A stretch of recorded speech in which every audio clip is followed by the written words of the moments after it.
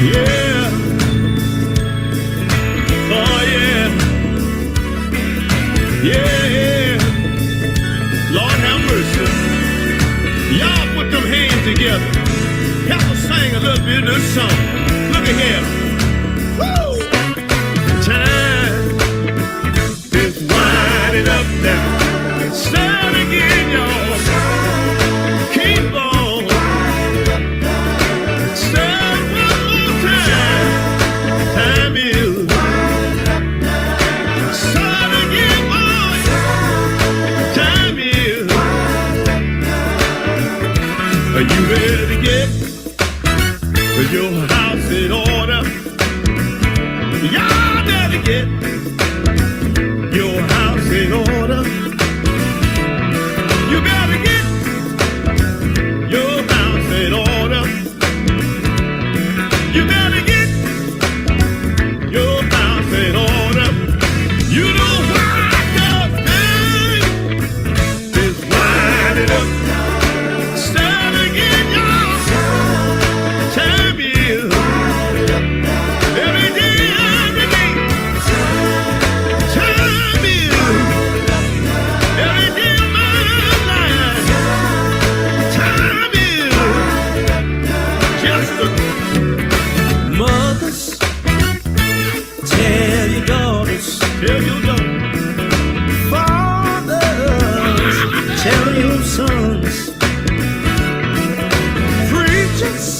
Preachers. Tell your members. Tell your members.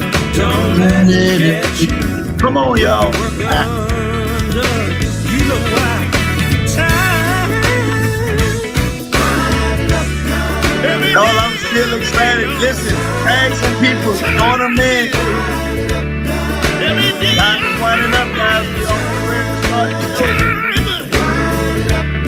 Do you see the signs in the fig tree, y'all? I know time is whirling. Time is getting closer, closer, closer. Every day, y'all. Time is. You gotta get your house in order. Y'all better be ready. Will you be ready?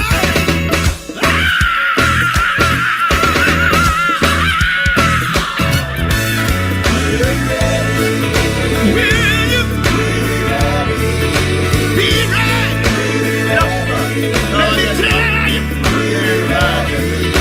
Jesus, He's coming back for a church without a spot or wrinkle. Will you? When He calls your name, one day, on that Jesus, gonna crack the sky. He's coming back for you. Let me ask you, Jamie,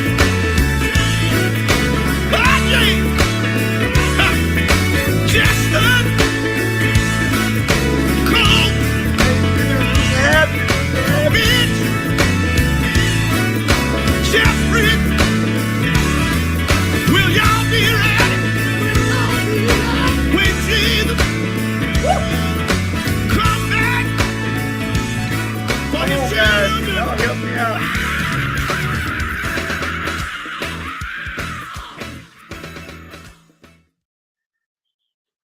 All right, guys. What's going on? What's going on? How y'all doing? It's your guy, man, Todd Mickens. Welcome to the Todd Mickens Let's Talk About It podcast. We have a interesting show lined out for you guys today. Margot, what's going on? Dominique Collins, what's going on? There's two others. I can't see who you are, but what is going on? We already got Joel Edwards and Tanya Davis in the house. Appreciate you once again. Thanks for tuning in, guys.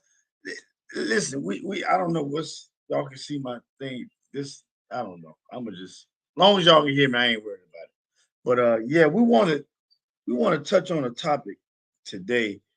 But first, I want to again thank everybody for coming to the Todd Mickens Let's Talk About It podcast.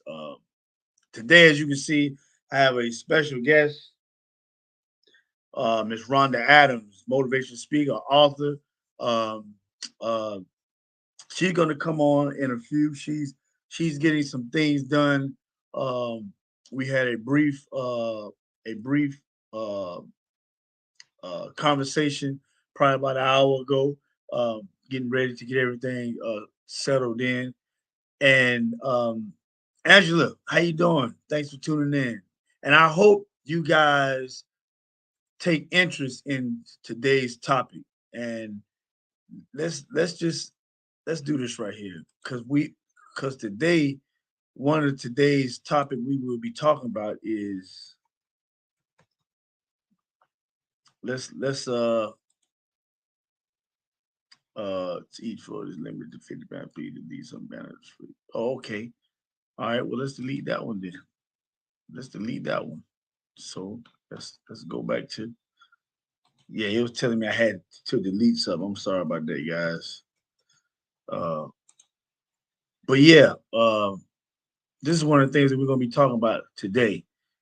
Uh Suicide. Uh we we we don't like talking about those things like that. We don't like talking about depression. We don't like talking about going to see a psychologist. We don't like talk about uh, going to get help. We don't like. We just our people. Y'all know I'm telling the truth. Our people don't like talking about those particular things, and this is something that I think is very important. So um, you may have some uh, loved ones or experience this type of stuff yourself. I many years ago, many years ago, uh, I think I was wilding out real bad, and this is the truth moment for me. Many years ago, I was just wilding out real bad, and I just looked at my life. I was like, man, I ain't going nowhere. I ain't got nothing going on for myself. I'm just I don't know why this thing is. I don't like that. Okay, here we go. I don't like where my life is going. And there was a railroad. There was a railroad track that didn't have any type of you know guardrails that come down or nothing like that. And I just might as well be honest with y'all guys. I'm talking. I was wilding. Um, I don't know if I was depressed or what. I just was disappointed with life, and I could hear a train coming, and I was like, hey, you know, I just was like, if the train get me, it get me. That's just where I was with it. I just might as well be honest with y'all. That's just where I was with it. If the train get me, it get me. Thank be to God that it didn't get me. I'm gonna matter of fact make sure we send the um uh send the link to our guest. Like I said, she's gonna be chiming in a few. We're gonna wait until she gets ready, but I want to continue to talk with y'all. And guys, there are things that and I'm just telling you from personal experience, things that you go through that sometimes you just don't know what the heck was. I had to probably be about maybe in my early 20s uh, when this was going on with me. And another reason why I thought it was a good conversation to have because I don't know if y'all just saw recently the guy named DJ Twitch. They said he was found in a hotel room, and they said it looks like suicide. Uh, he's not alone. I mean, it's a lot of stuff. But like I said, we got our guest that's going to tell her story, her victory over suicide or whatever. I know some things about Rhonda because I saw a clip where I think her and was it Sharetta Reese was on the news. I think that they was on the news talking about some stuff, talking about that they just had a parade or something not too long ago. Matter of fact, instead of me guessing, let me just bring her on because I'm sitting here trying to guess about it. We're gonna bring her on. I want y'all to say and give a warm welcome to the show here. Todd, let's talk about it. Let's say hey to Rhonda Adams. Rhonda, how you doing? Hey everybody, I'm doing well. How are you? That I'm doing fine. Listen, thank you. I've been seeing you kind of dibbling and dabbling through the Facebook with your with like the motivational speeches and speaking. I'll just look real quick, like and I just kept and I was like because sometimes you see some people and then they disappear. Right. You was kind of constant on your grind, and then Hmm. I kind of seen little words here and there, suicide, and my story, and I was like, well, okay, well maybe it's something. And then when I saw the thing with Twitch, I was like, man, you know what? Let me get her on because Right. first of all, you got a book coming. Matter of fact, I tell you what, I'm gonna just let you introduce yourself to the people and just give your whole spiel, and we'll go from there. Okay. Well, hello everyone. I am Rhonda Adams. Well, recently I became Anderson, so I am a wife. Um, so put that out. So I'm Rhonda Anderson, but I go by Rhonda A.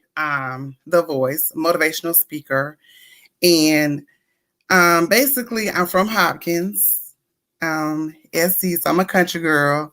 I did not attend Lower Richland. My parents they divorced when I was 14 years old, and we moved to West Columbia. And I basically use my voice to talk about my traumas, my depression, and sharing my truth about what I endured, how I was feeling during that time. And so, like you said earlier, Todd, I do have a book.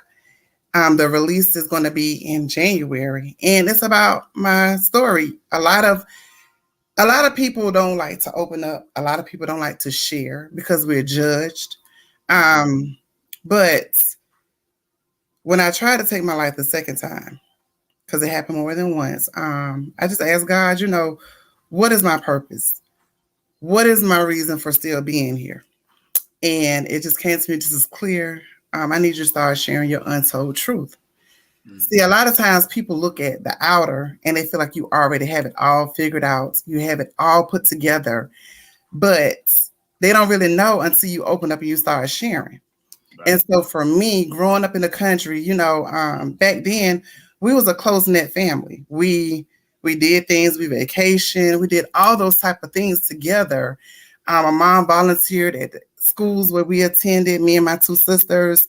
She was very involved with PTA. She did the carnival. She did the whole nine. My dad worked a lot. She was an at-home mom most of my younger childhood years. Later on, as I got older, that's when she got a job outside the home. So all I knew was, doing family things or whatever. So I was really taken back when they set us down and they explained to us that after 15 years of marriage, that they were getting a divorce. Mm. And I was just like, at a young age, I really didn't know what that word meant. I just, I heard it, and a lot of kids, because I was at Hawkins Middle at that time, and a lot of kids were telling me that their parents were getting a divorce, and I was really priding myself of, oh, my family's still together. I wasn't boasting and bragging about it. I was just saying, well, I don't know what divorce is, but it sounded like it was kind of scary because my friends would come to school sad, and they say, well, sometimes I'm at my dad's house, sometimes I'm at my mom's house, sometimes I'm at my grandma's house. And Mm. so because I never knew what it was, I was just like, it just seemed like it was something bad. Long story short, we moved to West Columbia with my mom, and my high school years were the worst years of my school years. Like I was looking forward to going to Lower Richland. I was looking forward to high school because it seemed like growing up, high school was the thing. You know, you had the pep rallies, you had the proms, you know, you building memories with your friends and everything. So I was looking forward to that. My heart was really crushed, but I never experienced nothing that detrimental. So I didn't know how to release it. I didn't know how to vocalize it. I didn't know how to be. So I just carried it. So because I didn't carry it, it grew, it festered into being rebellious, being disrespectful, not taking school seriously, making wrong decisions, getting all caught up in all kind of things, trying to prove myself to people who didn't like me. It was really tough my high school years. And I don't look at it now as like a pity party. I'm just telling what I went through and how I felt. I was at a strange place. No one would give me, well, I went, I'm not going to say nobody, but for the majority, they judged me before I even opened my mouth. Oh, you're a light-skinned girl with long hair. You think you all that. And I'm like, I don't even know y'all. How can you say that about me? You know, you already judging. So it was tough. But I just kept everything bottled up and I didn't say anything to my mom because I felt like she was already in pain. She was in a hurting place. So I didn't want to share that to her. My dad at the time, I just didn't feel like he even cared. He never sat us down and never, you know, explained to us, you know, this is what it was, or that's how I was feeling, or maybe I was wrong, or none of those types of things. And they say, like, as little girls, your dad is your first love.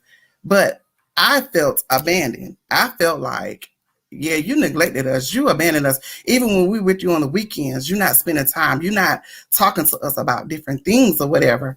You're not expressing yourself. And maybe he didn't know how, you know, maybe, you know, that was one of the things that he needed to learn or figure out. And he never did. So, you know, now I just look at life as a blessing. Through all of the things that I went through and what I endured, at the time I was allowing the enemy to consume me and keep me in a dark space. And it had me thinking like I would be better off dead. It had me thinking like nobody loved me. It made me think like I wouldn't be missed. You know, if I out myself right now, you know, they'll go on or whatever. Wow. So in a little, you know, that's bits about it. Yeah. Okay. So yeah. Yeah, well, shoot, that was a whole lot of bits there. So let's go back to we got first of all, let's thank everybody for tuning in again. Ron Porter is saying blessed evenings to you, and Mary Sims is saying it's a great topic. Let's go back to, you said in the beginning, I guess what really triggered everything was once the family dynamics kind of went left. And something I picked up that you said that, you know, once that happened, you didn't feel like there was, I guess, proper explanation and or afterwards proper I don't know if I want to say consolation or from you, especially from you, because I know how my daughter is with me. So I can just imagine, you know, I know girls look at their daddy as the everything. And then when this happens, and then you're like, well, okay, this may happen, but I know daddy still love. But you kind of felt like at that point where, hey, you ain't even showing me, you know, you ain't spending much time with me. You ain't with did all that kind of just build up into the I guess to the depression that led to the thoughts? Yeah, it was more so like he never sat down and said, you know, I take blame in this, or maybe I should have done this, you know, and we wouldn't have went left. Right. He never said any of those type of things. So in my mind, I'm just coming up with my own conclusion. I'm just coming up with all these different scenarios of what could have happened or what did happen or whatever. And And all in that, I'm still playing back in my head, like, did I not see this, like starting, it's just like, to me, it came out of the blue. And it never was, you know, at the very beginning, it never was, I'm still there for you if you need me. It wasn't the consoling from him. Now, my mom, she did that, but he didn't. And so it grew into an anger. I grew a hate for him. I really, really did. For many years, I did not like my dad. He would come in the front door, like if he was, out somewhere or at a family function or something, and he still came around. If he came through the front door, I'm going out the back. I didn't want to be around him. I didn't like the sight of him. All those kind of things I was carrying. And it was all because I just wanted you to sit down and have a conversation with me. I just wanted you just to express your side of things. My mom, she never sat down and just dogged him. She took blame. She explained on her side of things, but he never said anything from his side of things. That didn't happen until way later, like I was in my 20s or whatever, when my mom told me, look, stuff has happened. Mm-hmm. Let it go. You hold on to stuff that is holding you back from your blessings. What your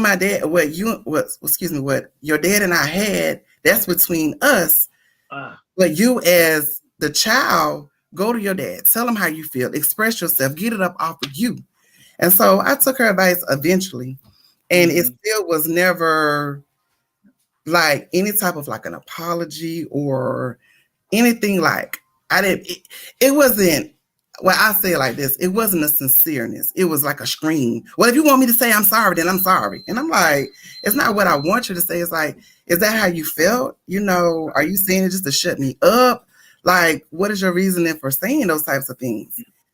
So I grew up faster or whatever because we're staying it in a different city than him, and he wasn't there. And I'm not making no excuses for my behaviors or anything like that. I just was acting out, and I was causing havoc to my mom. Like, she was like, it's only one woman in this house. She real old school. One woman, get your stuff and go type thing. Yeah. So yeah, that was like at the beginning of everything, and then other stuff started taking place after that. So really triggered, but that was the starting point. So that was the start of I know you say the start of the acting out, but did the depression creep in? I mean, did you ever just notice and say, I know I'm depressed, or because something always has to lead up to the thought of I don't need to be here no more. Honestly, at the very beginning, I didn't even realize that I was depressed. Okay. I didn't even realize that I was holding in so much. I was just going through the motions of things. I had no clue because I didn't grow up hearing the word sadness or depression or any of those type of things. It was like later on in life, like another trauma happened, and it was when I met my son's father, and me and him got together, and he ended up dying when my son was 4. Mm-hmm.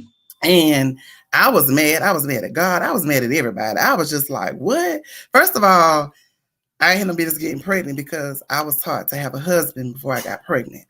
Right. But contrary to all of that, I did it anyway. And I was mad about that choice that I made. But then when I was forced to be a mother, by myself, I was just like, well Lord, what else? And what am I doing wrong to feel like I'm being punished for the poor choices or the bad choices or the rebelliousness or whatever I've done? And it wasn't until I really started going to church and really hearing about the spirit of depression and sadness and everything. And I was just like, oh my God, the pastor talking to me. He's talking about me. And then I would run from the church because that was the truth. Right. And so I would allow myself to club, to drink, get high, fighting, dealing with all those stuff, running from what is right in front of me. And I didn't want to, really face it and be like, you know what? My truth is I'm really hurting. My truth is I'm really sad. My truth is I'm bothered by this. This is what happened to me. I act like this because of the pain that I was carrying. And a lot of people today, they don't want to own it. They make Right. excuses why, or they try to brush it off. But at the end of the day, they have to understand it's okay to feel. It's Mm. okay to hurt. It's okay to go through things and not have all the answers. It's Wow. okay if That's you get good. more no's than you get yes, but each day that you wake up, try to figure out a way to push through those obstacles, to Yeah. fight through that pain and that hurt. And once I got to the point of really listening to the spirit and really, really understanding myself, I owned it. I was like, you are a hurting person. So hurt people like to hurt people. I Right. was out being nasty, cussing people out, fighting Right. and didn't have no business. Just, really acting out of that darkness that I was in. But it wasn't until I really owned it that things started changing for me. Wow. Wow. That's the owning it is big. But another thing you was saying is I don't think our people, us folks, first of all, we don't, because I'm surprised that you said you heard about that in church, because Mm. you don't hear about it, you know, talking about, seeking help. Everybody always just say, pray, pray. Which we know ultimately God is the one Right, that we should be able to go to. But right, there's no real discussion about seeing a therapist or dealing with depression, and especially for especially for black men, we're we're told that we're not supposed to have or either show feelings. So, but it sounds like men ain't by themselves, where we feel like we're not supposed to acknowledge the hurt or mm, acknowledge the pain, because we have to put up that facade of being so strong all the time. You know, right, um, I know you done heard the terminology "strong black woman," but I don't. I think that's kind of misleading. Where when a woman hears the terminology "strong black woman," they think that maybe they supposed to put up the hard front, and they're not supposed to show sadness and not supposed to show weakness. But sometimes you have to realize that you are vulnerable. right. You know, Mhm. all shape, forms, of fashion, and that was just so important when you said it. I don't think a lot of people really understand, especially when you talking about taking self accountability. What was the point, or where you realized that the self accountability? I know you say you went to the church and you heard it, but what was that real point that you was like, hey, Rhonda, you listen, girl, come on now, what's going on here? Because we still, and then I want to get to that, to the first time, and what was the I guess what kind of sent you over the edge or pushed you to that, where you was like, man, it's just time for me to, I can't take it no more. All right, so the first time was when my son father passed, and I was just I was toe up. I was like, okay, what am I doing here, or what am I supposed to be doing here? That's when you Because say you was blaming God and all that, right? yeah, because I was just like, here he is, 4 years old, and he was very close to his dad, Mm. and a lot of stuff he didn't remember at the particular time or whatever because he was only 4, but they were like two peas in the pod. And I was mad at God because I was just like, here we are, just created this life and it's 4 years in, and you took him away. Like, what Mm. was the reason for that? And so I didn't feel like I was worthy of being a father. I mean, excuse me, being a mother, because his dad did so much, like Mm. financially, picking him up from his daycare and spending time with him and just doing a lot of things.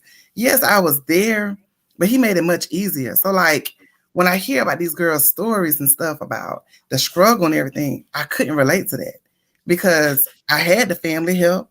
His dad Mm. was there and everything. So it was like, I was just mad. And I was just like, I can't do this. And I was gaining weight and I just didn't like the sight of myself. I really just saw myself as just, I saw myself as just being ugly. I just didn't like the sight of me. I didn't express myself. I would just work, club, gain weight. My because at a particular time, I actually left my mom's house because she said, Rhonda, maybe you should just, get your own place because you have too many memories. His dad, that was Keno. So she was like, you got too many memories of Keno here. Maybe a different scenery would help you. So I took her advice and I moved out with a friend of mine and we got an apartment and everything. But I still didn't like me. For some odd reason, I was allowing these different thoughts just to start brewing in my head. I was believing back when I would hear the bullying that I heard in school, all that was just coming. And I was like hearing those voices very vividly. And the particular time that I tried to take my life the first time, I got a hotel room and I tried to take all these pills. I didn't want to wake up. I felt like my mom would do better and my sisters would do better raising my son. I was just very, just like, I really was a wreck. And people didn't even know it. People didn't see it. People didn't recognize it. People didn't pick up on it. They would pat me on my back and say, I know you miss his dad. But nobody really sat me down and like looked into my eyes and saw the hurt or saw the pain. Because for one, at a particular time, honestly, I didn't want them to ask me questions. But looking back on things, I remember times so I could be just sitting around, just going along with the flow, but nobody took the time to even ask me or just say, because sometimes you don't have to ask somebody if you're okay. Sometimes the spirit of discernment or the spirit will just come over you to recognize, and you don't have to say, are you okay? You just say, I know you're going through something. I can feel it all over you, or I can see it all over you. And that would just, in a way, it will make somebody say, oh my God, she understands or he understands. And they would just open up and they would share. But for me, at that particular time, I wanted to feel like I had it all together, but something was pulling at me to let me know, okay, you really don't. And I'm looking back on it when years happen later or whatever, then I got mad at myself because I said, Rhonda, you are so selfish. You were just worrying about you. You weren't worrying about the people that you was going to leave behind. Right. And what told me up was, if I had to out myself, not only would my son not have his father, but he wouldn't have his mother. Right. But he would have grew up with no parents. Right. And for a long time, that was just eating me up. I was like, oh my goodness, look what you would have done, And I thank God for that. He pulled me out of that. And he said, no, can't let you go down that hole, And so I went through that phase or whatever of saying, okay, I'm fine. But really, I wasn't fine. Right. Because when I got older, I wasn't releasing anything. I was just holding in. And I feel like if I'm working, I'm making money, I'm taking care of my child, I'm able to do this, I'm able to do that, I'm fine. And I wasn't dealing with the issues. I wasn't dealing with the pain. I wasn't dealing with the hurt. I wasn't releasing nothing. I was just staying busy. Up. Yeah, I was just surviving. That's it. And so because I wasn't releasing anything, I was attracting damaged people to my life. Wow. I was attracting what I was feeling. So I was being used. I was abused because I was in that place of darkness and hurt. So I was attracting those type of people into my life. Yeah. Men that cheated on me, men that lied on me, but that's the season that I was in. I was in that dark place. So I was attracting darkness into my life. I was inviting that in. So then that just allowed more stuff to pile up and get thicker and thicker. And then the plot kept on going until the next time. Yeah. So let me ask you, did you ever feel like you? Because I know you said that you kind of, which I think we all do. We all just when we going through something, you just kind of want somebody to say something.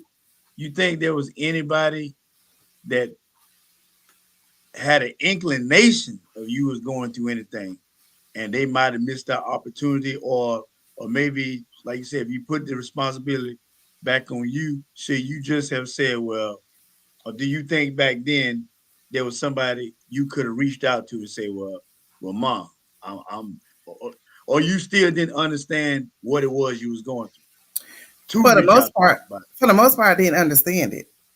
And then two, I felt like I had to keep it to myself in a way Mm-hmm. because my mom was going through stuff herself, like just keeping her together. And I didn't want to Right. cause her any pain or any more pain. So I feel like I'm the oldest. Mm-hmm. I should just try to figure this out on my own. Right. Hindsight, I should have just went to her and just expressed to her how I was feeling and how unhappy I was and whatever, because she knew it. She Right. knew what I was carrying, but she didn't say, come and talk to me. She didn't like open up because if you know the dynamics of my family, I come Mm-hmm. from a family of very strong people, especially the females, Right. and we're just taught, to figure it out, to work through things. Our way of loving is not huggy, huggy, kiss, kiss. Come on, we got a job to do. You figure it out. Even when your load is heavy, yeah, you give it to God. Yeah, you pray about it, but you keep on going. But Mm-hmm. sometimes you just want to let it all out. Sometimes you just want to say, look, I'm hurting. I need you to listen to me. And Right. what I did was I screamed, like literally yelling. It was a yelling match. Mm-hmm. I'm feeling like this and da da da da da da. And she was just like, and because by this time I'm in my 20s, and she was like, Rhonda, why you just didn't say nothing? Right. And I said, I didn't know I could. And the way that I released it, some of it that I was carrying was when I was pregnant with my son, because I was just like, if I say certain stuff to me, she ain't gonna hit me because I'm pregnant with her grandchild, that type of thing. Because I was sharing with her, the hurt that I was carrying when I Right. was a child. Because I Okay. didn't know that, years later his dad was gonna be gone or whatever. But I was carrying it. So I just expressed it to her, that particular part of my life when I was pregnant. And Right. then later on, that's when I just started sharing and open up more.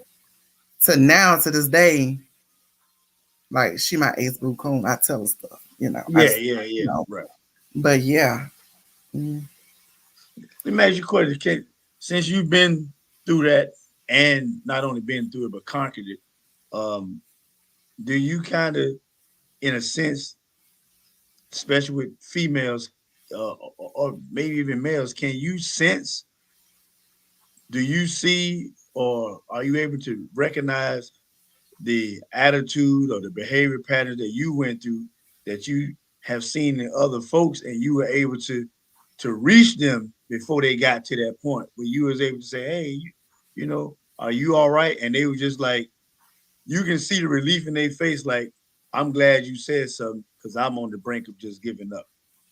Um, yes, it may not have been to the severity of I'm about to out myself, but Mm-hmm. it's been well, I ain't gonna say a season because it still happens to this day.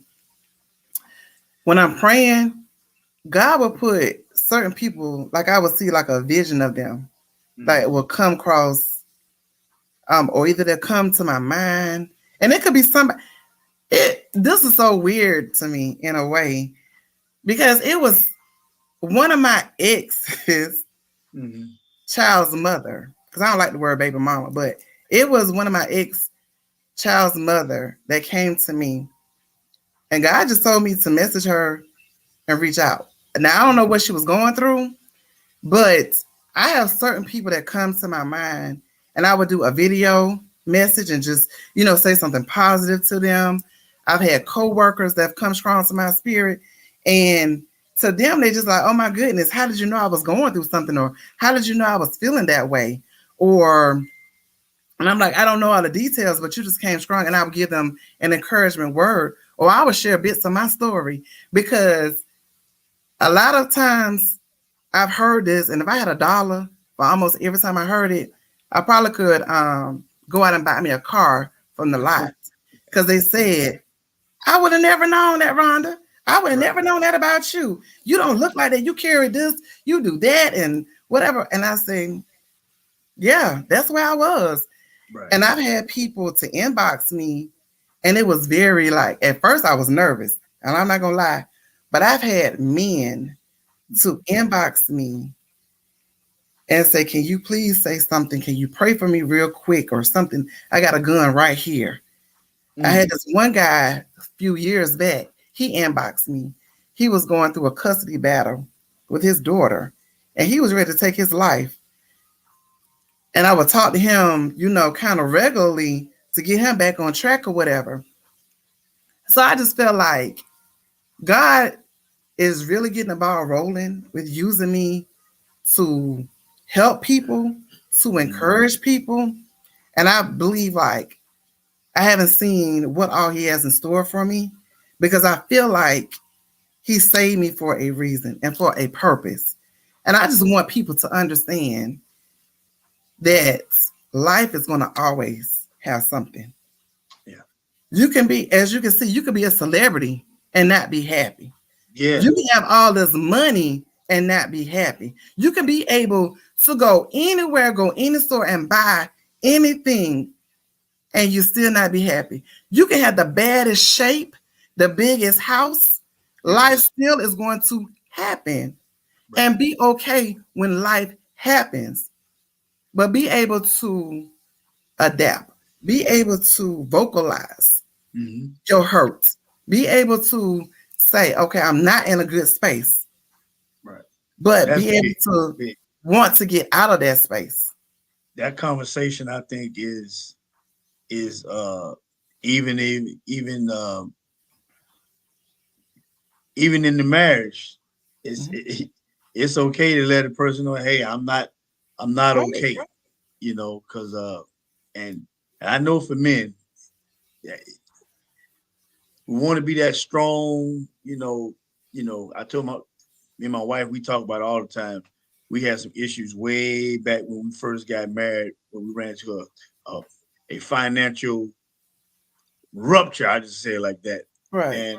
And all I knew was not to tell her I was worried or concerned. I just knew to be strong, had a strong look on, and I don't think she was confused because I showed no feeling.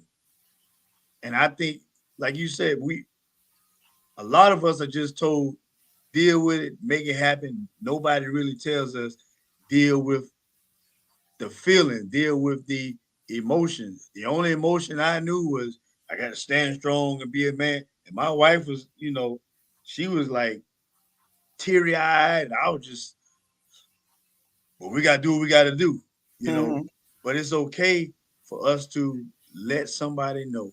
That's why it's good to have good friends. Let somebody know, hey, I'm not okay. And like you said, it might not be to the point of whether you're ready to out yourself, but it's okay to let your friend know, hey man, I'm not all right. I'm not where I need it. And it's okay for us to, I don't want to say challenge our friends and loved ones, but to reach out to them and say, hey, are you okay? I think that's a big, are you okay? A lot of times, like you say, you was just sitting there waiting for somebody. Matter of fact, I believe 9 times out of 10, before they even finish the sentence with "are you," you be like, "No, I'm not. I need talk to me." You know what I mean?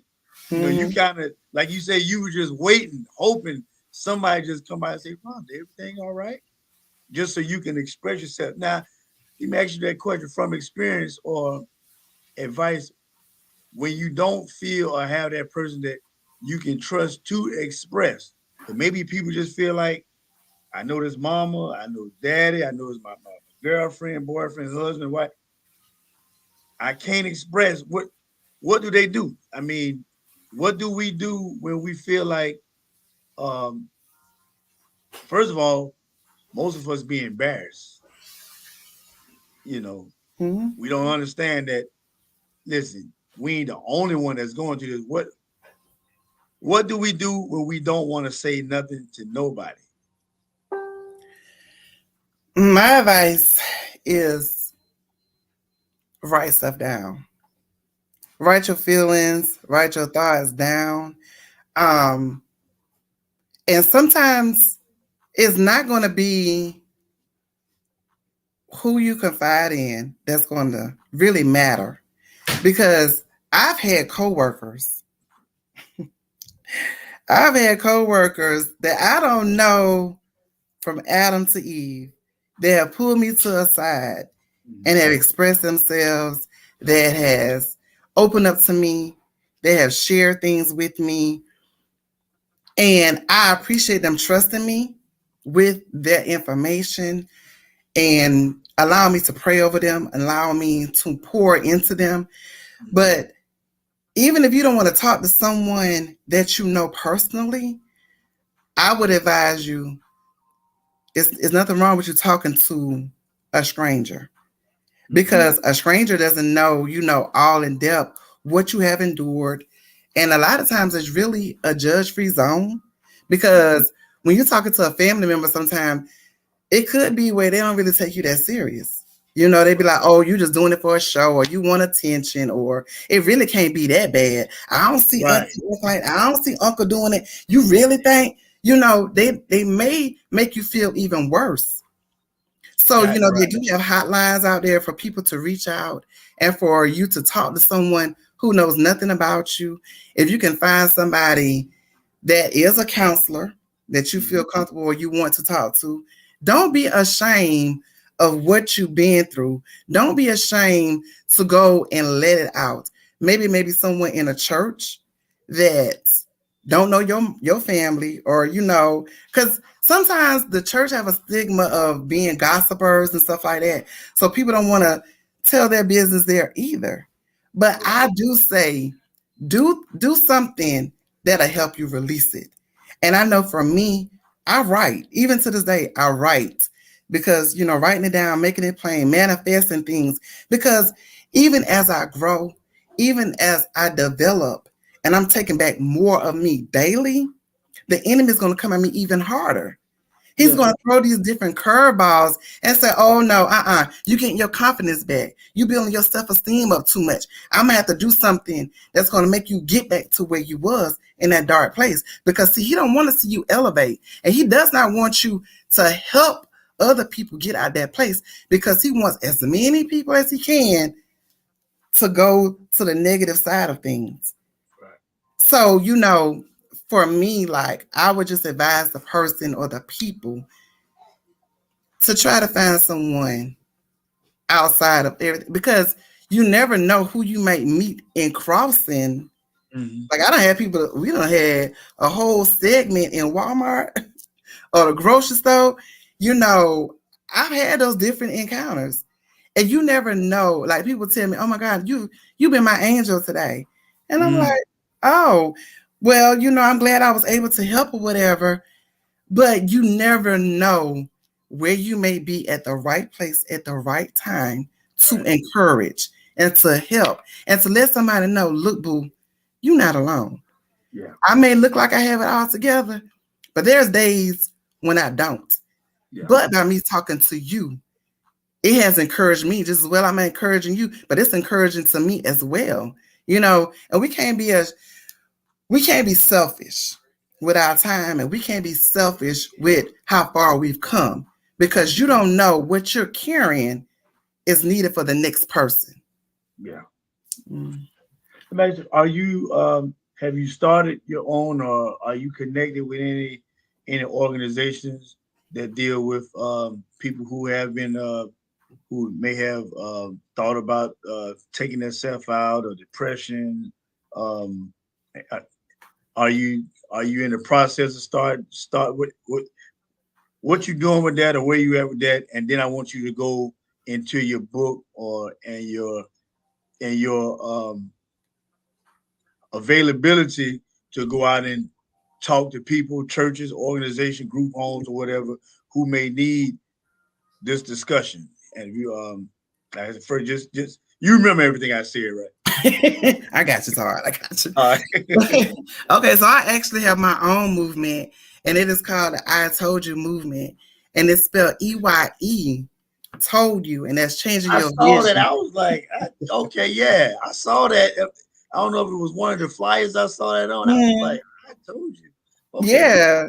So it's changing your vision because see, my vision one time was very dark and blurry. I couldn't see clear. I was in a very dark place. So once we change our vision of how we can see ourselves coming out of things, is I told you, look, I told you I was gonna come out of this. I told you I was gonna beat it. Wow. I told you, you know, I'm an overachiever. God's gonna change my mindset and I'm gonna see what my purpose is. So yeah, that's my movement. And I am in 2023 going to start networking with other organizations that has a common goal with the depression or the anxiety or youth or church members, whomever would book me, who would book me to speak or to share my authentic truth. I'm more than welcome, able, and ready to stand on their stage, enter into their presence, to let them know I look like you, I may dress like you, talk like you, maybe from the same area or not, but we all have a story. That does not define who we are. You know, our story is the makeup of who we are, but we are the authors. We can change that story around anytime we choose. We just got to want to do it and fight daily in order to change it. You know, a lot of people, they talk about it, but then sometimes they really don't believe and have the faith that they can come out of it. But if you have the faith and the will, each day is going to be a challenge. Or each day you're going to be going, you know, facing different things, but have the determination, just like you have a determination to say, hey, I'm going to get that job, or I'm going to get them new shoes, or I'm going to go on that trip. Have that same determination when it comes down to being a better person, a better version of yourself, or overcoming the dark space and the dark place where you're at. If your mental is clear, everything else is going to follow suit. And a lot of times we hold on to a lot of things, and that causes different level of underlying health issues within our bodies. You know, stress and stuff is a silent killer, and we have to be on top of all those things. So that's why it's important to clear our mind from all the clutter and all the mess and all the stuff that we can really control ourselves. Some stuff we can't control, but what we can control, do what we have to do about it. And so you asked about my book. That's right. This is my first copy. And it's entitled When Death is Calling, I Didn't Answer. And it's about my childhood up into, I'm not going to say where I'm at presently because I didn't put in that I'm a wife and all that. That's going to be in the next book.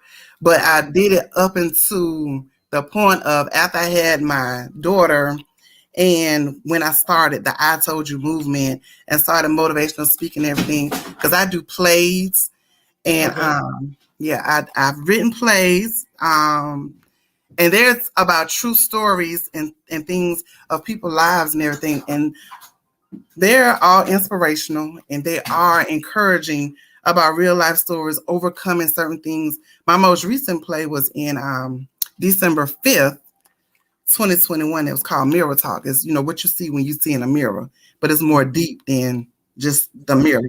The mirror itself is internally. Okay. And I just booked the location. So I have a venue locked in. Okay. So the release dates for the book and signing is going to be Sunday, I said that right. Sunday, January 22nd, 2023. So Okay. I'm very excited about this book. It's going to be in all major outlets online. And I'm just hoping that people will just come and support it.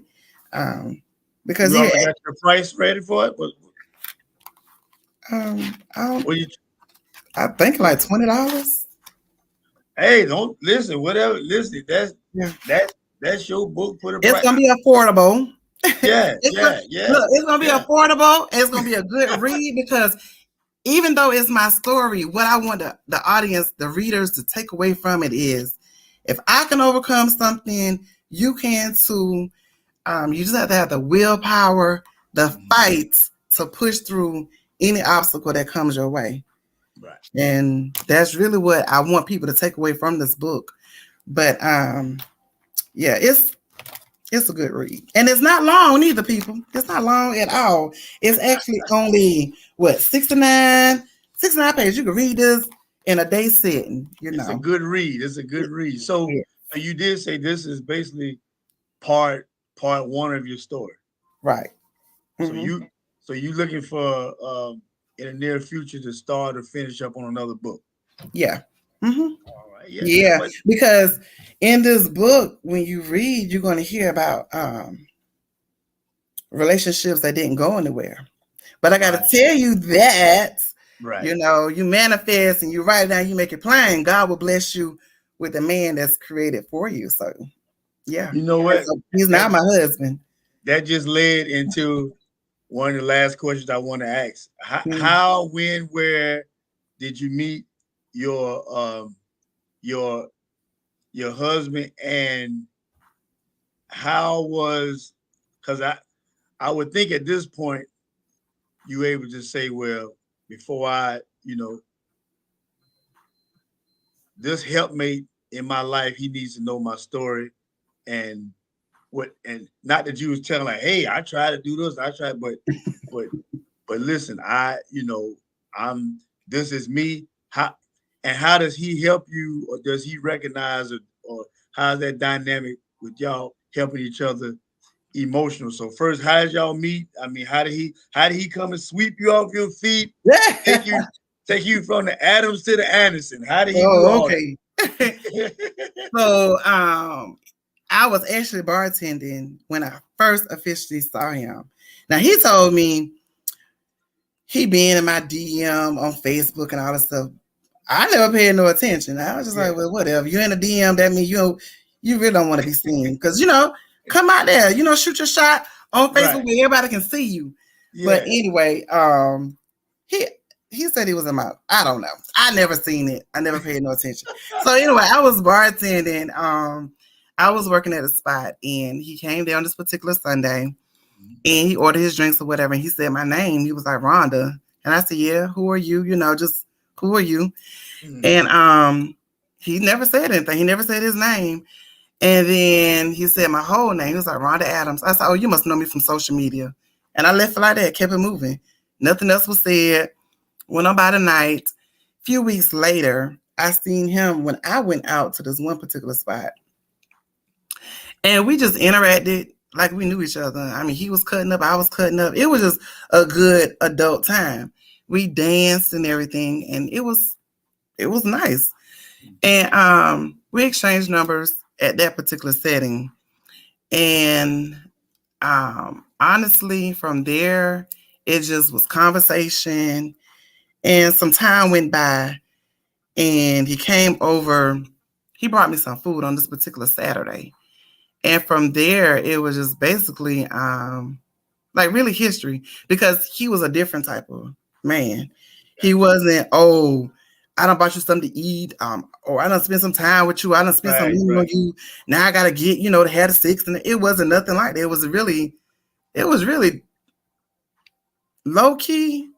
I was kind of nervous at one particular time, because honestly, the dynamics of everything was totally different. Like I said, he came over and brought food, but we almost had like what you consider a Bible study. Really? Because we was talking about life, and we was talking about, different things, and we was listening to on YouTube Oh, what's the name of that song? Um, he saw the best in me. And he was saying, when he heard that particular song, I think it was like 2011, is when he gave his life to Christ. Wow. And, you know, he was sharing some deep stuff with me at that time. And I was just like, hold up. I remember in 2015, I wrote down the specifics of a man that I wanted. And I was like, God, is this what you're trying to show me? And at the time, it really didn't. I didn't put the pieces of the puzzle all together. I just like, you know, it's going to be what it's going to be. And that's that. But as time progressed or whatever, one thing led to another. And we, you know, opened up more and all this kind of stuff or whatever. But I do want to say this. Ladies, we have to understand that our men have traumas. Our men, just because they talk about their feelings and they talk about what they've endured, they hurt just like we hurt. Yes. And they have gone through abandonment issues. They have gone through a lot of different issues themselves, and they've been carrying it for so long. But like you said previously, men are taught to put their feelings on the shelf, to go out, provide for the family, do what you got to do, and don't be a black man, because you're going to have all these different adversities and all these different things coming at you just because of the color of your skin, your stereotype, you being labeled, you know, all these different things that's just coming, and it's not fair because you are a black man. But as a black man, you being taught, if you talk about your feelings, if you cry, you're a punk. If you do this, you're a punk. If you do this, then you're soft. And what my husband has taught me, that's not being a punk. That's really just being a man who has been through some things. And I'm sensitive about what I've been through. You as my partner, understand where I've been. Let's work through it together. And he has some stuff that is really really deep. And I was just like, well, the stuff that he shared, I couldn't relate because I'm just like, really? Like, you are the sweetest person ever. Like, he is the only boyfriend at the time that I've ever had. When I told him I got a speaking engagement or I got this, I got that. Okay, what we got to do? He never talked me out of what I was doing. I've had guys in the past, yes, very supportive. I had guys in the past that be like, what? You're going to be a motivational speaker? Who want to hear your story? You know what your past is like? Right, yeah. And they taught me right out of my vision. They taught me right out of what I wanted to do and what I felt like God was showing me I was going to be doing. But this man, it doesn't matter what I'm doing. If I say I want to pile up marshmallows and go all the way to the sky, he's going to go and get those marshmallows so I can climb up to go to the sky. Right. Like, he's going to support anything that I do.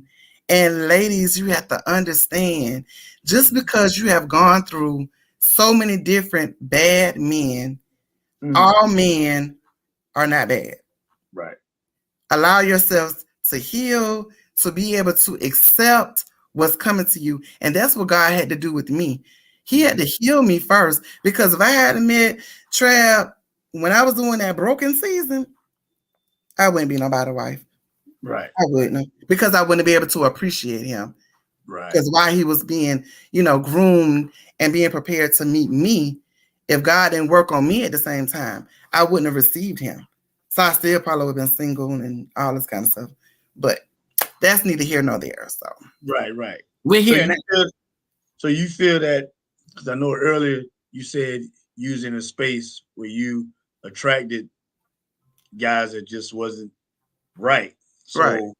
And then you did say something about you remember writing something down, because that writing down is very important. I want to take that back to where you say when you feel like you can't talk to somebody, writing something down. And then you always say the word prayer. I pick up on a lot of words that you say. You pray, writing stuff down. So you, and you also talk about manifesting, writing things down and manifesting into it. So do you feel that you were able to use in the right space? You had the right energy for him to come into your life. Yeah. I mean, we're not perfect people. We Right. learn every day, we grow every day. But I was in a space where I was like, you know what? God, you funny. Because I remember writing down the specifics of who he is. I asked for, when I wrote the letter to God, I said, Dear God, All right. I desire a man. And I even wrote it down to the specifics of the skin color. I was just like, dark skin brother. I was detailed to the fact that I said, I want him to be sensitive in a way that he could relate to me. But I didn't know that was going to come with me having to be sensitive to his feelings. And that was like a tug of war. And I'm still battling with that sometimes, because I just be like, what is very important to you is really not that important to me. Right. Like he's the touchy, huggy. Yeah. And I'm like, my love language is, hey baby, how you doing? Mwah, and keep it moving. But if we're in here, he'll want us to cuddle and everything, looking at a movie. And I just like, it don't really take all that. But to him, you have to meet people where they are. So it's like a balance, we figured it out. But if God didn't start working on me back years ago to show me like, I don't like that person. Like that's like, it's like, you're not a good fit for me. So it wouldn't work. God made it feel like, he made me feel very uncomfortable in it until I had to get out that situation. Because that wasn't where I was supposed to be. Yes. With this guy, it's like, yeah, I may not be all soft like he want me to be, but I'm all mushy over here. That type of stuff. Like I don't want to know he got me all like that, but he really, really do. And it's sometimes men just want to hear it. They just want to hear, like, I appreciate you. Thank you for what you do for me and my, the family. Yes. Thank you. I appreciate, because when they go outside, it's not so welcoming. On the job, they got to be put up with all this kind of foolishness and all this hell, really. And then when they come home, they don't want to hear all that bickering and arguing and, you putting them down too and everything.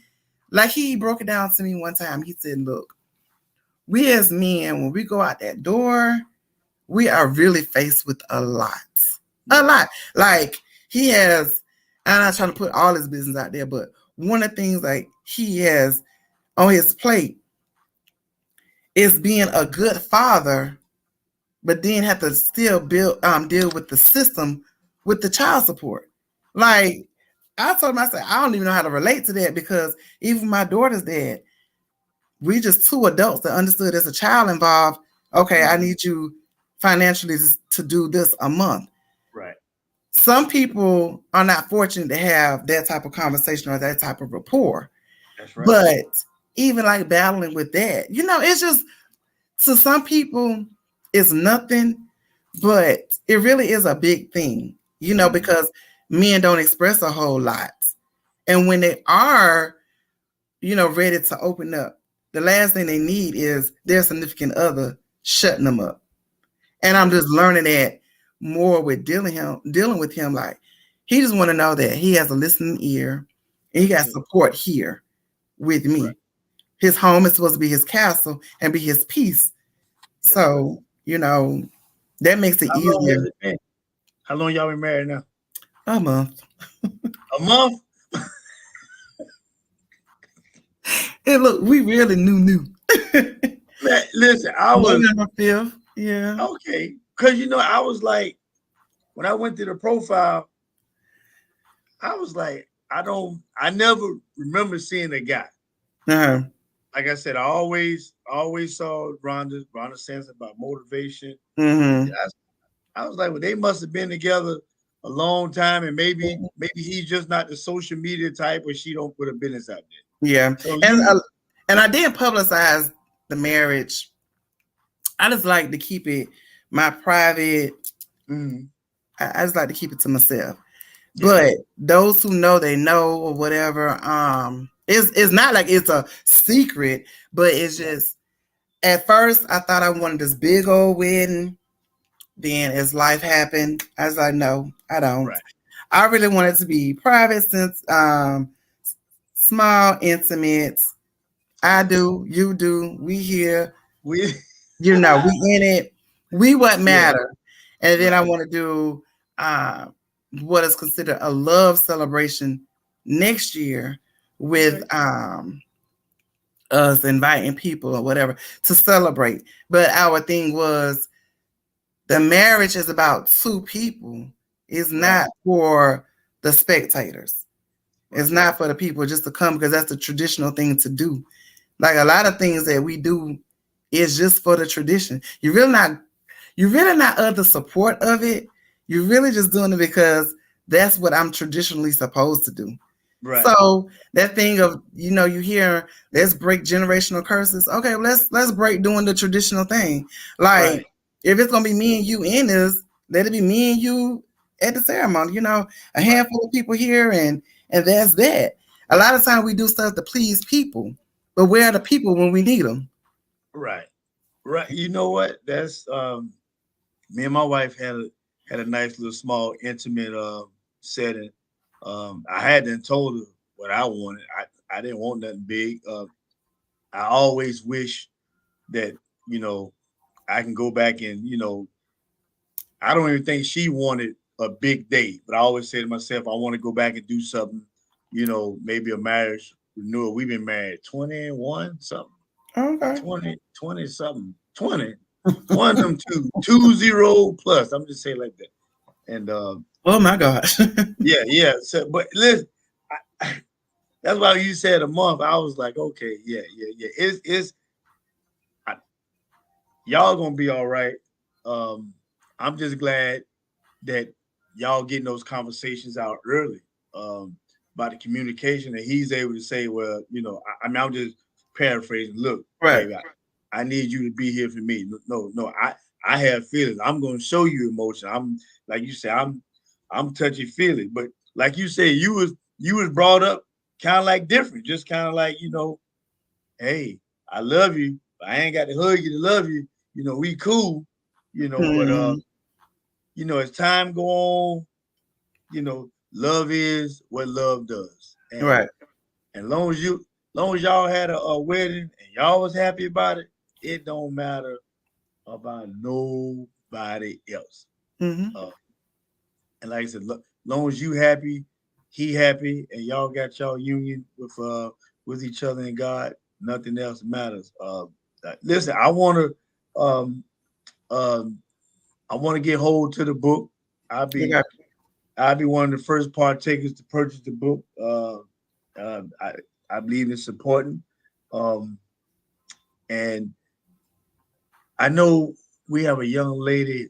My wife is a guidance counselor at Okay. at a school, and she Mhm. comes home to tell me some stories, and I'd be like, so maybe when they have some at the school, or she can, maybe we can kind of network and get you Right. because it's you can only imagine some of the stuff these kids is going through now. Mhm. Oh, I know what I meant to ask you. The difference in now, where there's a lot of social media, a lot of things. I don't know how prevalent the internet was when you was going through, but I do know that now you probably is it safe to say that now you people have more connections to get help because back in the day, I mean, I'm 40. How am I? Oh yeah, I'm 40. I'm 46. I had to Lord. well, I mean, back in Right. the day, my high school days, my young adult days, I wasn't really on the, but now there are more resources where Right. there Hmm. where the uh, what are the resources compared to now compared to when you was going through your situation? Yeah, I think that there are a lot of resources now, especially because we talk about it more now. We talk about mental health. We talk about depression. It's in your face and everything. And I guess I'm different because I try to find positivity in everything. Mm-hmm. So I don't look at when people say, "Oh goodness, here they go again." Because I think in a way you can kind of figure out if a person is doing something for clout or they're really doing something for a cry out. Right. There are some people who don't know nothing but going live on social media, telling all their business, or really saying, I really need some help, or really whatever. We don't know your messages could really talk somebody off a cliff, or your message can be that bully point that pushed them off the cliff. So it could work, both ways. So that's why I always tell people it's life and death in the tongue. And we have to be careful what we're saying and how we're saying things to people. Because if a person is really at their breaking point, they've really got life coming at them extra hard, like financially struggle, being abused, about to lose their job, lose their house, lose their children, family coming at them left and right. That is a lot for one person to handle. But guess what? That is somebody's story.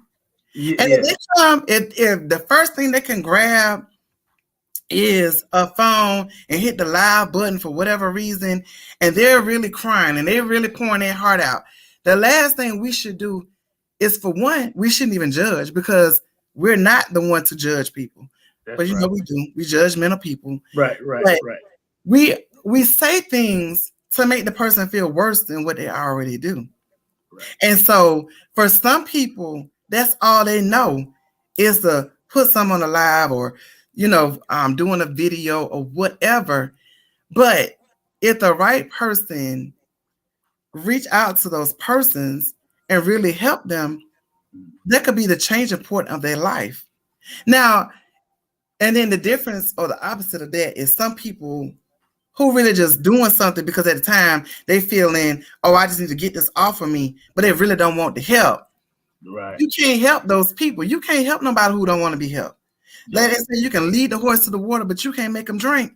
That's right. All you can really do is offer the assistance. All you can do is give them some advice, pray for them, and just pray that they would get out that space. But you can't make nobody do anything.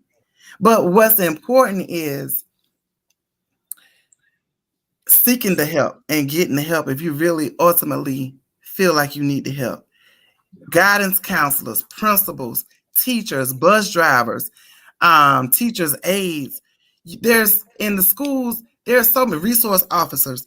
There's so many people that a child can go and talk to. The flip side of that is sometimes the children are conning, manipulative.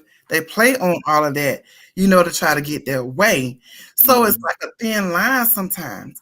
But there are so many children that are hurting, that are damaged because they're being raised by damaged parents. And because the parents haven't, broken the generational curse or turned things around, that spirit is deposited to their children. And so their children grow up to be those damaged people as well. So it's a continual cycle. But there got to be there. I'm just praying that there's just people that just start waking up and realizing. Like I was praying, I said, Lord, I want a different job. I want to be home with my daughter, get home from school. She's in middle school. I know that's a very challenging years, with all type of stuff that's going on and everything. And my baby is pretty much a loner. She have maybe like a couple of friends or whatever, but she's more of an introvert and she don't really know you. So she'll stay to herself or whatever. But she has a mature spirit about herself. That's just like, okay, if you're not talking to me, that's fine. Just stay away from me. But I was blessed to get me a job where I'm working from home. Awesome. So I'm able to see her when she walked through that door. And I can tell in the first couple of seconds the type of day that she's had. And I know there's a lot of parents, for whatever reason, They don't take the time to even ask their child, how was your day? Right. And that's the first question I ask her. How was your day? And when she go, oh, it was okay, or it was good, or I could just tell, something. So when she come in, she talks slow. I give her time to go and put her stuff in her bedroom, go in the kitchen and get her a little snack or something. But I have encouraged her and mold her and talk to her.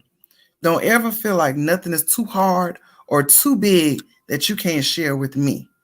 Right. I don't care what it is. Talk to me about everything. And once she got herself together, she kind of like released, okay, I'm home. I'm with my mom. It's a safe place. She's a chatterbox. Well, it was school today. It was this today, and it was that today, and it was, the teacher, she said this to me, and da da da da. It's just, but I want her to know that she can open up to me, that she don't have to carry anything. There's been, over the course of years, 7, 8, 9-year-olds that have left suicide letters for their parents to find them.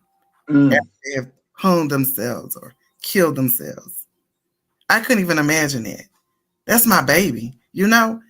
So parents have to understand that we have a responsibility to make ourselves available for our children. Even if you have an adult child. Yeah. Don't ever be so busy or feel like, oh, you so grown that you can't be available for your child. That's right. Because we all need somebody sometime in our lives. Yeah. And that's very important. I have an adult child who's 24, and I have a 13-year-old. I make myself available. And they want to talk about their big toe. Okay, let's figure out how we're going to get your toe feeling better. I don't ever want them to feel like, oh, that's not important. Oh, please, No, I want them to know my mama understand. And I broke it down to them to explain to them why I wrote the book, my reasoning behind writing the book. And they're very supportive. I even dedicated a page to my mom, and I dedicated a page to my children to let them know, y'all are my reasons why. And I'm so thankful that I'm still here. And I apologize for the hurt that I've done and the damage that I've done as far as like was in a dark space, wanting to kill myself, Right. Yeah. I tell you what, thank God you won the battle. Thank God that we had this conversation. Thank God it was. I always feel like if you can reach one or relate to one, right.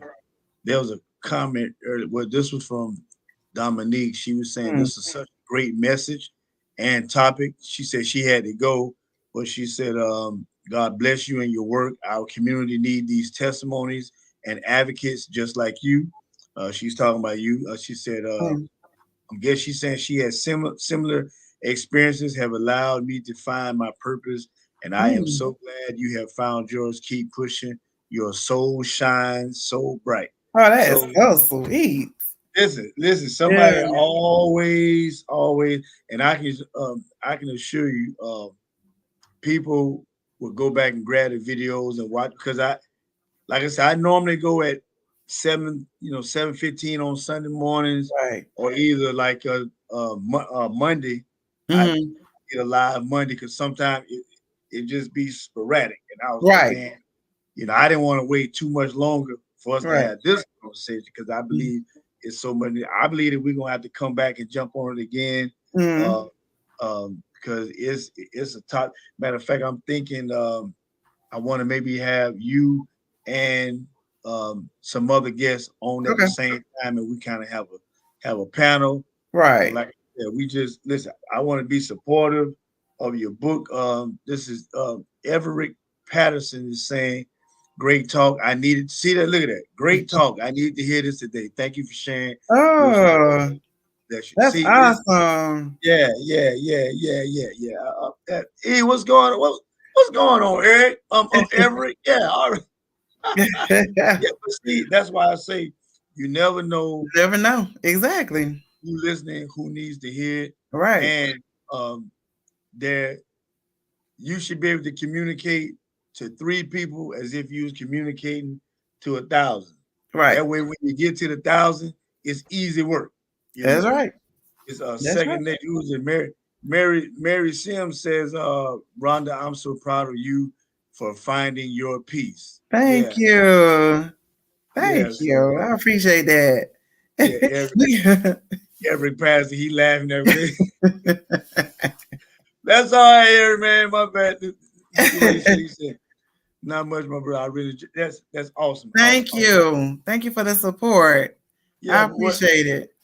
well when you know for sure the book is gonna be coming Hmm. out and you know just all you gotta do is just send me a flyer or whatever. Right. Like I said, I want to be first partake in Okay. purchasing and Mm. helping promote it. I got a TV show that come on where every Sunday morning at 6:30. We Okay. will we can run a commercial for it, Okay. put the date, put the set up because I believe in helping people that's Right. helping people, Right. That's you know. right. That's what we have to Yeah. do. Like I Hmm. said, you got a great story. And I was like, I was saying to myself, man, but I know most of what you want to say is in the book. Right. So you can't say everything here. I didn't realize it because I was like, okay, I'm gonna ask you this. And I was like, I forgot she got a book. She Right. can't tell all. And the Can't book, tell it all. right. You got to get the book to read it. Get the real Got to juice in get the the book. book to read. Right. Right. Yeah. But listen, any last thing that you want to say, maybe to somebody who may be dealing with depression or have suicidal thoughts or just things in general, and then you can close it out also with telling about your book one more time. Okay. So to the person or the persons that's feeling like life is so hard or feeling like you want to give up, the battle is not over. Don't feed into that spirit of depression or darkness. You got this. You are uniquely made.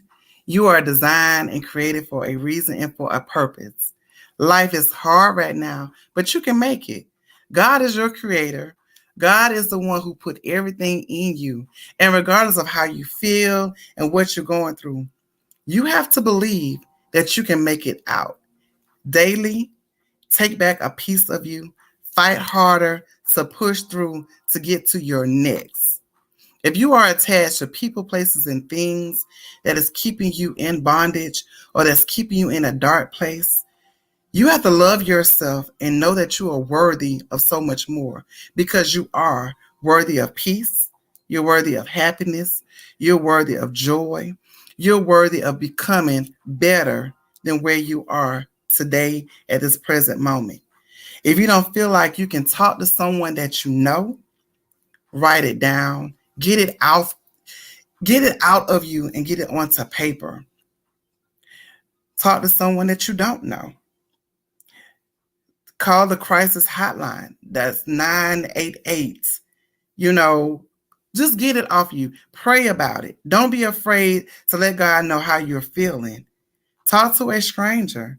Anyone who will listen. I'm available. You want to message me and just say, I need some words of encouragement or I need to feel better because right now I'm hurting or whatever. I'm available. Just get it off you and just know that you are valuable. You are needed. You matter. You are enough. And you're not alone. There's so many people that can relate to what you're going through and what you're feeling, and they have overcome. So you have to believe in yourself to know that you can overcome as well. And the book, one more time for the book. Okay. And the book, When Death Was Calling, I Didn't Answer. It will, our release date is Sunday, January 22nd, 2023. And as soon as we solidify all the details or whatever, because I got to work on the flyer for the location, I'm going to be promoting that and putting that out as well. And then we're going to have a price where we're going to do some pre-orders or you can order it. Come and purchase your copy the day of the release. And I would love for y'all to come to the release. I'm a autograph each of your books with your purchases. And I just want to hug on you and love on you, let you know that we're in this together and we're going to overcome this darkness or this depression. I want you to know that you are worthy. And I'm here for you. I'm praying because I always pray for the world. I don't know who may need it, but I just pray that my prayer touches them to allow them to have a better day than they did the day before. If you follow me on Facebook, Rhonda Adams, I'm always saying something about praying for our children, praying for the parents. I'm always using my platform, using my page to be inspirational and to be inspiring. Every once in a while, I might do something funny, just to break it all up. But for the most part, my page is an inspirational page. So follow your girl, okay? Or send me a friend request. Yeah, listen, follow the newlywed. Please follow. Listen, big shout out to you and your husband. Thank you. God put y'all together, and I know it's gonna be wonderful. It's gonna be wonderful. Thank you for coming to the show. Thank you that when I reached out, there was no hesitation. You was like, yeah, let's do it. And like I said, I believe in helping people that help people. So when you get your flyer made up and you definitely sure on the release date, let me know. Got you to put on the show, and I push it on the podcast as well.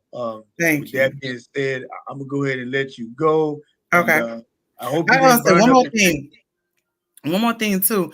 I didn't advertise that I am a motivational speaker as well as an author and a playwright and all that stuff. So if you are looking for someone to speak at your next engagement, no engagement is too small, no engagement is too big. I'm available. I travel. Book me. Contact me. I can give you all my information once you inbox me, and we can go from there. But I can speak at different levels, children to adults, all in between. I feel like every event can use motivation. So whatever type of event that you're having, and you're looking for a motivational speaker, holla at your girl. Holla at Rhonda A. Rhonda A. Adams, Rhonda A. Anderson. I'm going with Anderson. That's right. Yeah, Rhonda A, the voice. And I was just like, you know what? This was divine. This was supposed to be, because even with my name, it's not being changed. It's already Rhonda A. So it worked out perfectly. Look at old Mike C. Adams sending up the hearts. What's going on? Mike, no trouble tonight, Mike. Mike, my bro, man. Hey, but listen, we appreciate you coming on. Thank you for having me. I appreciate it. Oh yeah. People, get ready for this book.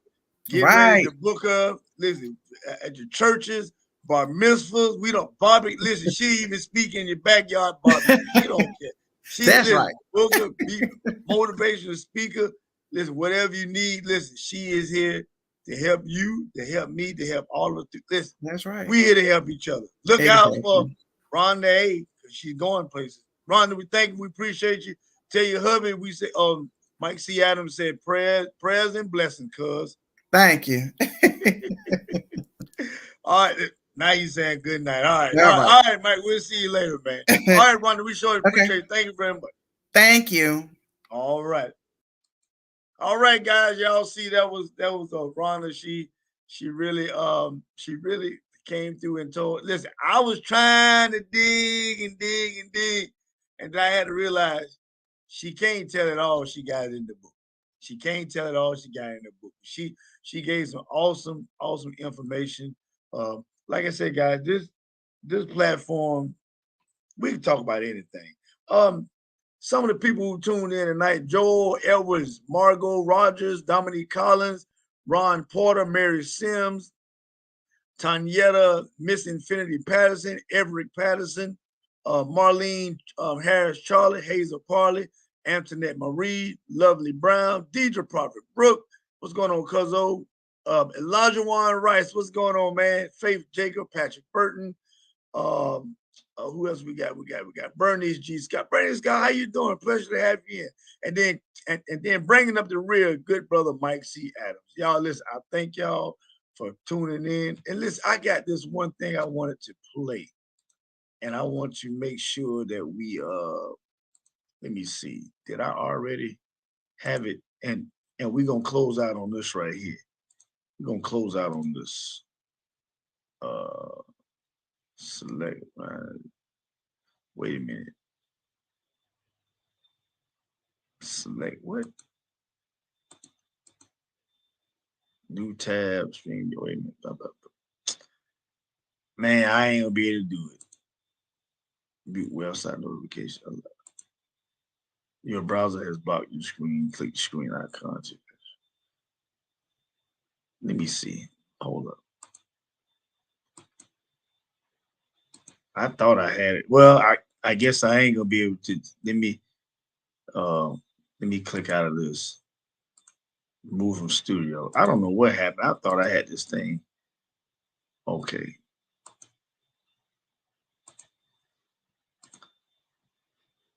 Okay, well, I ain't gonna be able to do it tonight. I thought I was. I was gonna do. Your browser has blocked your screen. Click the screen icon in your address bar to allow. What? Click the screen. Oh, maybe that's what it's talking about. I bet y'all looking at me like, what is this boy? What is he doing? Let me share it. Okay, I think I can do it now. Let's see.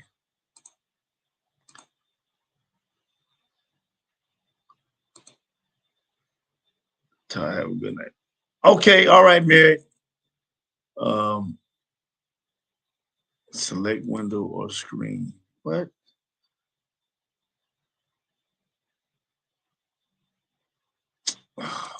Yeah, I don't know what I'm doing. So, okay, let's just.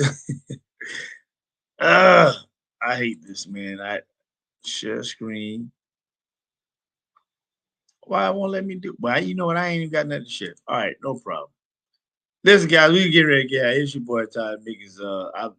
I can't show y'all what I want to show y'all tonight, but listen, I appreciate y'all for tuning in. Tune in next time for Todd Mickens. Let's talk about it. And thanks to our special guest, Rhonda Adams, who came through and really listen. When that book comes, we gonna pack it out. Okay, we gonna support. And listen, if you can't make it, buy the book.